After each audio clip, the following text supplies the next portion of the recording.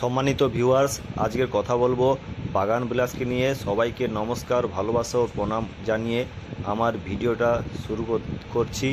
আর এই ভিডিওতে বাগান বিলাসের কিছু গুরুত্বপূর্ণ টিপস দেবো।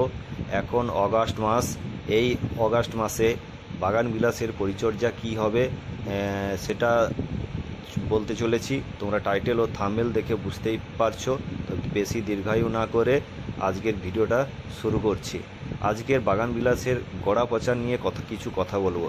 এই আগস্ট মাসে অনেক গাছের গোড়া পচে যায়, আর এইটা কারণ গাছের ওয়েল ড্রেনেজ ব্যবস্থা না থাকলে এই জিনিসটা হয়। একে ডাইব্যাক বলে। এর জন্য আমাদের করণীয় কি? অতিরিক্ত বৃষ্টিতে গাছকে ভিজতে দেওয়া যাবে না। আর এখন তো ওয়েদার খুবই ক্লিয়ার, আর যাদের এই জিনিসটা এই গোড়া পচা বা ডাইব্যাক রোগটা হয়েছে গাছের, আমাদেরকে এখনই করতে হবে কি না, ওই অংশে একটা ধারালো ব্লেড দিয়ে হালকা করে ছালটাকে ছাড়িয়ে ওই জায়গায় কোনো ফাঙ্গিসাইড ভালো করে চন্দনের মতন গুলে ওই জায়গায় প্রলেপ দিতে হবে।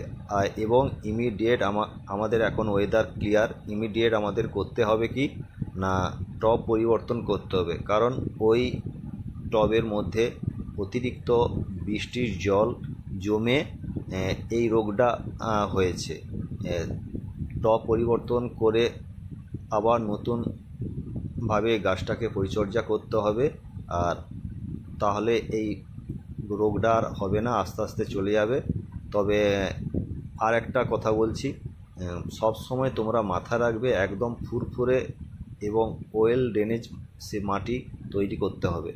আর তারপরে এখন বৃষ্টি ওয়েদার আর খুব কমে গেছে, আর তারপরে আমাদের গাছে এই সময় সুযোগ বুঝে খাবার দিতে হবে। আমরা রাসায়নিক খাবার দেব না, যেহেতু এই সময় একটা গাছে অতিরিক্ত রোদের তাপ, টেম্পারেচার বৃদ্ধি পেয়েছে।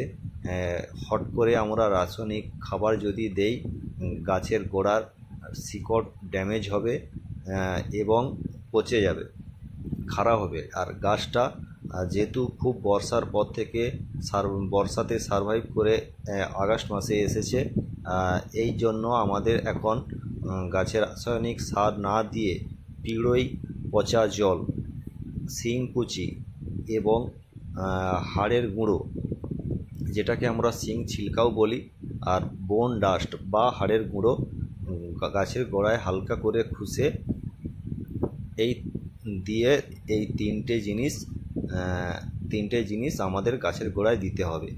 আর এখন প্রচুর সূর্যের আলো বা দাবদাহ, দিনে দুবার আমাকে গাছের মিডিয়াতে জল দিতে হবে, সকালবেলা সূর্য ওঠার আগে এবং বিকেলবেলা সূর্য ডোবার পরে।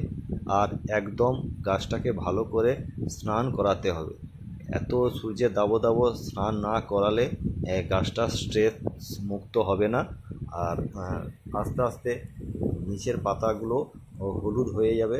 তবে আমার এই গাছটা এইরকমই পাতা, এই আইডির এইরকমই পাতা, তবে এইটা আমার হলুদ হয়নি, কারণ আমি এই রকমভাবে ট্রিটমেন্ট করি। যেহেতু পুরো বর্ষায় গাছকে খাবার দেওয়া হয়নি, হট করে রোদের টেম্পারেচার বৃদ্ধি পেলে নিচের বয়স্ক পাতাগুলো আস্তে আস্তে হলুদ হয়ে যাবে। তবে চিন্তার কোনো কারণ নয়, এটা কোনো গাছের পাতার রোগ নয়।